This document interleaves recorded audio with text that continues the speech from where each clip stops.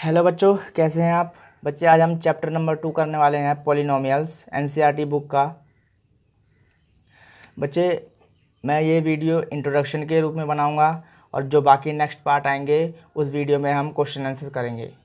Okay बच्चे, ठीक है, चलिए स्टार्ट करते हैं। बच्चे, पॉलिनोमियल्स को हिंदी में हम बहुपद बोलते हैं। पॉलिनोमियल्स एक तरीके का अलजेब्रिक एक्सप्रेशन होता है, जिसे समझने के लिए आपने पहला चैप्टर पढ़ा होगा, तो उस चैप्टर को देखिए। उसमें बहुत सारी इक्वेशंस दी हुई हैं, वो इक्वेशंस अलजेब्रिक एक्सप्रेशन को दर्शाती हैं। तो पॉलिनोमियल्स भी जो है एक तरीके का अलजेब्रिक एक्सप्रेशन हैगा। चलिए अब हम जानते हैं अलजेब्रिक एक्सप्रेशन किस चीज़ के। तो इसमें छोटे छोटे कंसेप्ट हैंगे, उन कंसेप्ट को पहले हम क्लियर कर लेते हैं, उसके बाद हम इस चैप्टर को अच्छे से समझेंगे। दोस्तों, अलजेब्रिक एक्सप्रेशन को हम बीजगणितीय व्यंजक भी बोलते हैं हिंदी में।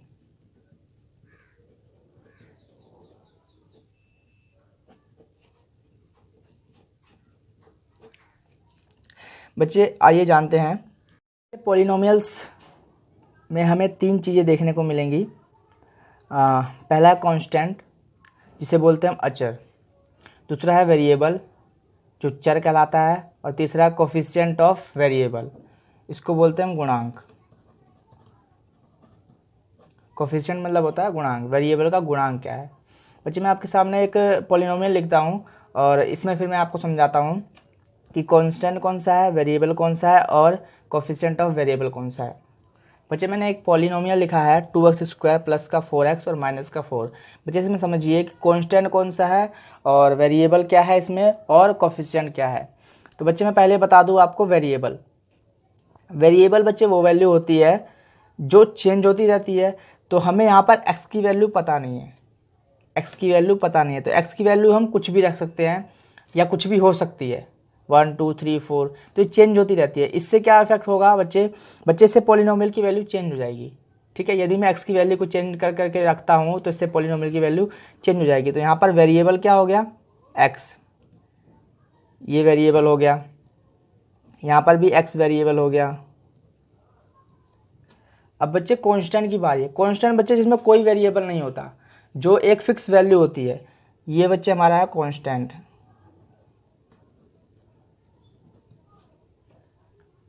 ठीक है बच्चे। अब कोफिशिएंट ऑफ वेरिएबल, वेरिएबल के साथ कोफिशिएंट क्या है, वेरिएबल के साथ कौन सा नंबर है। यहाँ पर देखिए बच्चे, यहाँ पर 2 तरह के कोफिशिएंट हैंगे। एक कोफिशिएंट हम बताएंगे x² का कोफिशिएंट, कोफिशिएंट ऑफ x²। तो x² के साथ कौन सी वैल्यू है, 2 है बच्चे, 2 प्लस का 2, तो इसलिए 2 आएगा। ठीक है। और दूसरा कोफिशिएंट हमारा एक x के साथ, ओनली x के साथ। एक तो हमारा x² के साथ कोफिशिएंट हैगा और एक ओनली x के साथ है, तो वो क्या है बच्चे, प्लस का 4, प्लस का 4। ठीक है बच्चे, इतना समझ में आया। अब देखिए बच्चे हम कांस्टेंट को A B C D इस तरीके के अल्फ़ाबेट से दिखा सकते हैं, या कांस्टेंट कोई नंबर भी हो सकता है। ठीक है, 1 2 3, ऐसे बहुत सारे नंबर्स भी हो सकते हैं। ठीक है बच्चे। वेरिएबल्स को हम ज़्यादातर x y और z इन लेटर से दिखाते हैं। ठीक है बच्चे। और कोफिशिएंट तो मैंने बता दिया आपको, जो भी वेरिएबल के साथ जो नंबर भी लगा होगा, या जो कांस्टेंट मतलब एक तरीके की फिक्स वैल्यू होती है, कांस्टेंट वेरिएबल के साथ लगी होती है, जैसे 2 फिक्स है, 4 फिक्स है, तो यहाँ पर ये कोफिशिएंट ऑफ वेरिएबल हो जाएगा। ठीक है बच्चे, मैंने यहाँ पर एक इक्वेशन लिखी है, उसमें आप बताइए कि इसमें कोफिशिएंट क्या है और वेरिएबल कौन सा है और कांस्टेंट क्या है।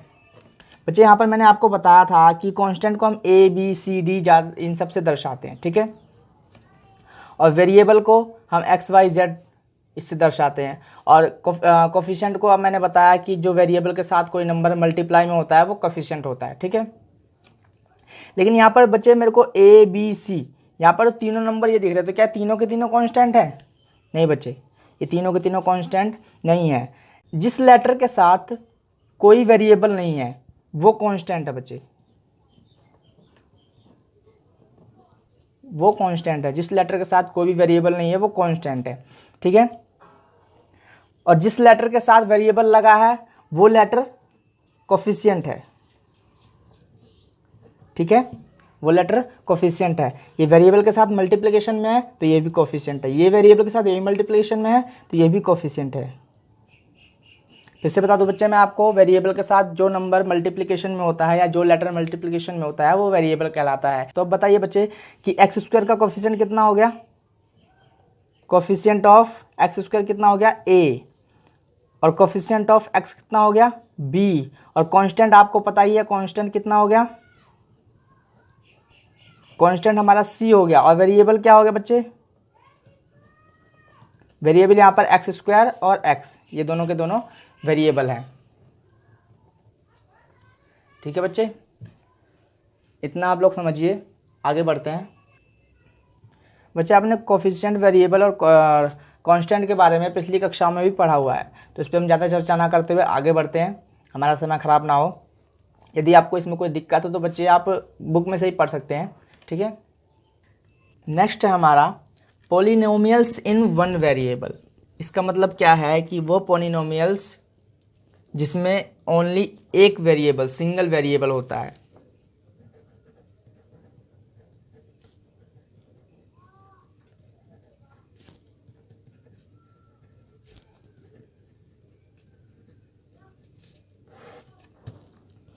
ओके, हिंदी में इसको बोल सकते हैं हम एक चर वाले बहुपद। एग्जाम्पल दे देता हूं मैं आपको, जैसे 2x only one variable, 4x only one variable, 3y only one variable. एक एग्जांपल और देते हैं, 5x माइनस का 4x, या यहाँ एक्स स्क्वायर रख देते हैं। तो इस पूरे पॉलिनोमियल में ओनली वन वेरिएबल है, सिर्फ x है और कोई वैल्यू नहीं है, y z वगैरह कुछ नहीं है, ठीक है। ऐसे ही नेक्स्ट है हमारा पॉलिनोमियल्स इन टू वेरिएबल्स।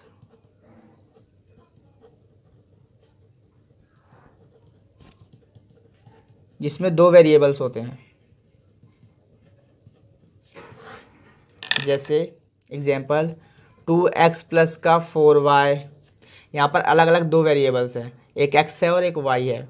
ऐसे ही 6x माइनस का 3z, इसमें भी x और z अलग अलग वेरिएबल्स होंगे, इसलिए इसमें दो वेरिएबल हैं। वो पॉलिनोमियल्स जिसमें तीन वेरिएबल्स होते हैं, जैसे 2x स्क्वायर प्लस का 4y प्लस का 5z, इस तरीके का 9x माइनस का 3z प्लस का 2y, इस तरीके से हो सकता है। एक आपको और समझ लेना चाहिए, जीरो पॉलिनोमियल।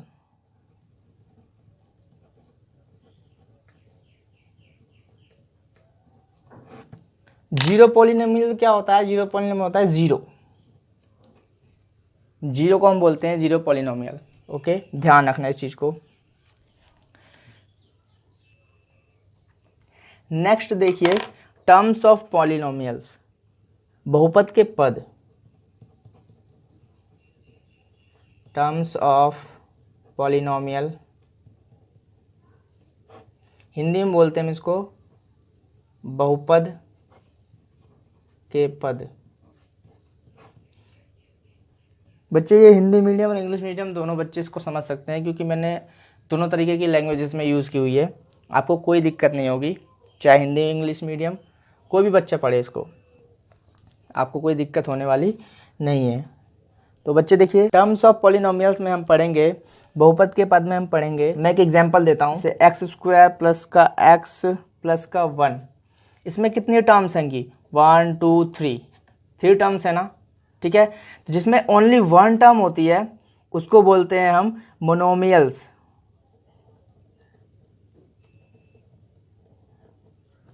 ठीक है, मोनो का मतलब होता है एक। ओके, मोनो का मतलब होता है एक, इंग्लिश में इसको बोलते हैं हम एक, तो इसलिए इसको हिंदी में बोल सकते हैं एक पदी, मोनोमियल्स, जिसमें ओनली वन टर्म होती है। केवल एक टर्म होती है। ठीक है, इसके एग्जांपल्स देख लो। एग्जांपल्स इसके एग्जांपल्स आप ले सकते हो 2 4x -2y etc। बहुत सारे एग्जांपल्स ऐसे हो सकते हैं, इसमें ओनली वन टर्म होती है। ठीक है, नेक्स्ट है हमारा बाइनोमियल्स। बाइनोमियल्स को हम बोलते हैं द्विपदी। बाई का बाई का मतलब क्या होता है? इसका मतलब होता है दो, इसलिए इसका नाम पड़ा द्विपदी बाइनोमियल्स, जिसमें दो टर्म्स होती हैं। एग्जाम्पल के रूप में आप देख सकते हैं x+1 x² - x, like y⁻30+1। इस तरीके से etc बहुत सारे एग्जाम्पल्स सकते हैं, बहुत सारे। आपको मैं सिर्फ 2-4 एग्जाम्पल्स दे रहा हूँ ताकि आपको समझ में आ जाए। नेक्स्ट हमारा है ट्राइनोमियल्स।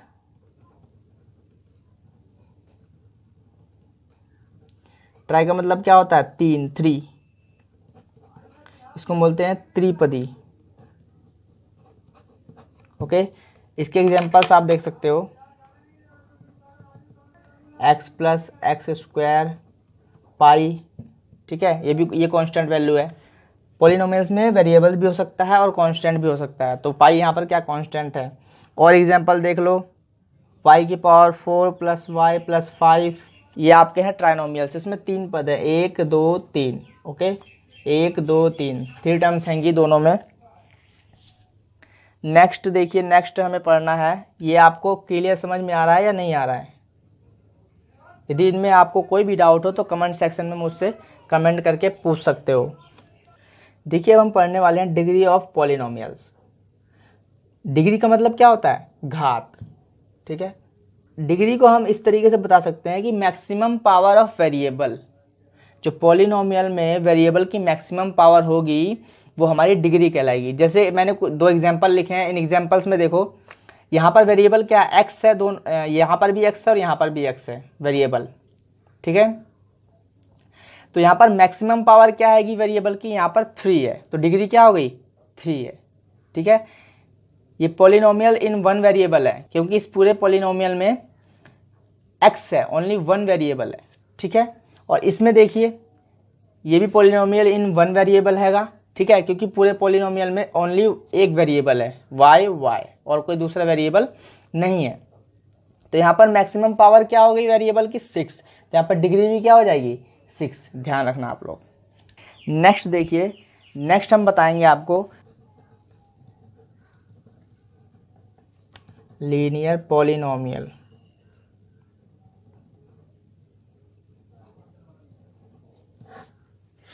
इसको हिंदी में बोलते हैं रैखिक बहुपद।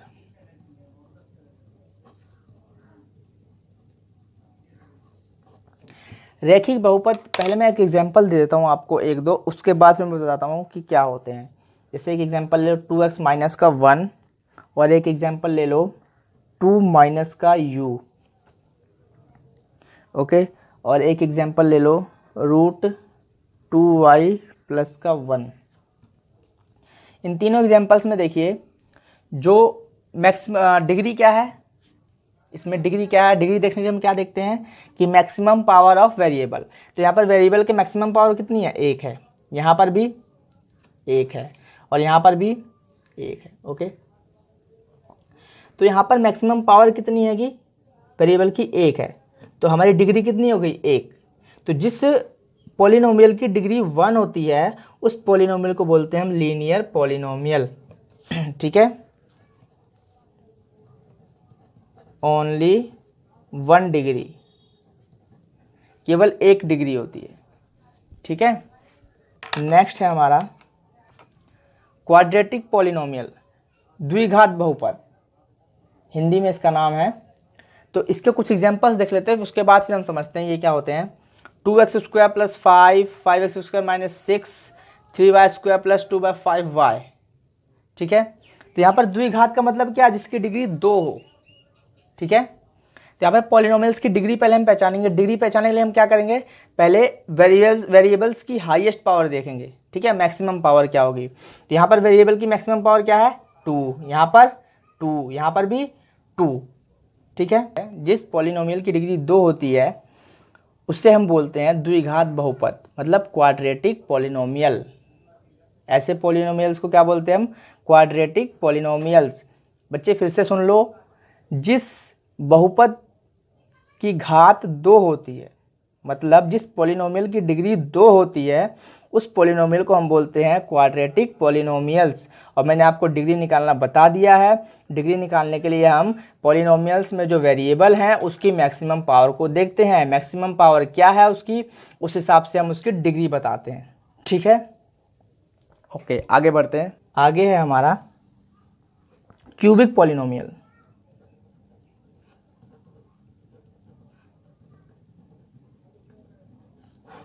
ओके, क्यूबिक पॉलिनोमियल को हिंदी में बोलते हैं हम त्रिघात बहुपद। ओके, तो इसमें क्या होगी? Maximum power of variable is 3। Variable की यदि मैक्सिमम पावर है तो उस पॉलिनोमियल की डिग्री क्या हो जाएगी? वही मैक्सिमम पावर, वही डिग्री हो जाएगी। ठीक है, जो पॉलिनोमियल की डिग्री होगी, ठीक है, वो क्या होनी चाहिए? 3 होनी चाहिए। डिग्री जो हमारी होगी वो 3 होनी चाहिए। तो उस पॉलिनोमियल को हम क्या बोलेंगे? Cubic polynomial. जैसे 4x की cube, 2x cube, 5x cube plus x square, 6x cube minus x. तो यहाँ पर वेरिएबल्स की मैक्सिमम पावर क्या है? 3। तो यहाँ पर डिग्री भी कितनी हो जाएगी? 3। यहाँ पर भी डिग्री कितनी हो गई? 3। यहाँ पर भी डिग्री कितनी है? 3। यहाँ पर भी 3। तो जिन पॉलिनोमियल्स की डिग्री 3 होती है, 3 होती है, उन पॉलिनोमियल्स को हम बोलते हैं क्यूबिक पॉलिनोमियल्स। ओके, ध्यान रखना, मैंने बता दिया आपको, फिर से देख लीजिए। डिग्री ऑफ द पॉलिनोमियल्स हमने पढ़ा। Maximum power of variable, variable जो पॉलिनोमियल में वेरिएबल है उसकी मैक्सिमम पावर क्या है ये आपको देखना है। वही मैक्सिमम पावर उसकी डिग्री हो जाती है। किसकी? पॉलिनोमियल की डिग्री हो जाती है। उसके बाद हमने पढ़ा जिस पॉलिनोमियल में ओनली 1 डिग्री होती है उस पॉलिनोमियल को हम बोलते हैं लीनियर पॉलिनोमियल। और जिस पॉलिनोमियल में डिग्री 2 होती है उस पॉलिनोमियल को बोलते हैं हम क्वाड्रेटिक पॉलिनोमियल। और जिसकी डिग्री 3 होती है उसको बोलते हैं हम क्यूबिक पॉलिनोमियल। ठीक है बच्चे मैं फिर से बता दूं, linear polynomial, quadratic polynomial, cubic polynomial, ये आपको याद रखना है। एक बार पिछला भी मैं आपको एक बार और रिवाइज करा दूं। टर्म्स ऑफ पॉलिनोमियल, यहाँ पर 3 टर्म्स पढ़ी थी हमने। 3 तरह के बहुपद होते हैं टर्म्स के हिसाब से। पहला होता है मोनोमियल्स, दूसरा होता है बाइनोमियल्स और तीसरा ट्राइनोमियल्स। ठीक है, इतना ही हमारे सिलेबस में इतना ही है, हम इतना ही पढ़ेंगे। तो मोनोमियल्स मतलब एक पदी, जिसमें केवल एक पद होता है। ठीक है, यहाँ पर भी देखो एक पद है, सिंगल पद, इसके साथ और कोई अलग से प्लस माइनस ऐड करके नहीं लिखा हुआ है। ठीक है, इसके साथ देखिए द्विपदी में देखिए यहाँ पर x+1 2 पद है, एक पद और 2 पद। ठीक है, यहाँ पर x² माइनस एक्स 2 पद है। ठीक है, ट्राइनोमियल्स में देखिए त्रिपदी में 3 पद है, 1 2 3, 1 2 3। ठीक है, इसको ही मैंने आपको बता दिया है। बाकी छोटी छोटी डेफिनेशन बहुत सारी हैं, आप बुक में से पढ़ लीजिएगा। चलिए बच्चे, अभी इस पार्ट में हम इतना रहने देते हैं, बाकी नेक्स्ट अगले पार्ट में करेंगे। बच्चे मैं कोशिश करूँगा कि अगले पार्ट में मैं आपको एक्सरसाइज 2.1 के क्वेश्चन आंसर को बताऊं। ठीक है बच्चे, क्योंकि इतना बेसिक हमारे लिए काफ़ी था। आगे जब हम एक्सरसाइज करेंगे तो उस एक्सरसाइज को करने से पहले उसका एक छोटा सा इंट्रोडक्शन लेकर उसके बाद हम क्वेश्चंस को स्टार्ट कर देंगे। इससे क्या होगा बच्चे कि जब हम क्वेश्चंस करेंगे तो कंसेप्ट हमें याद रहेंगे, जो कंसेप्ट उस एक्सरसाइज में यूज़ होने वाले हैं। ठीक है।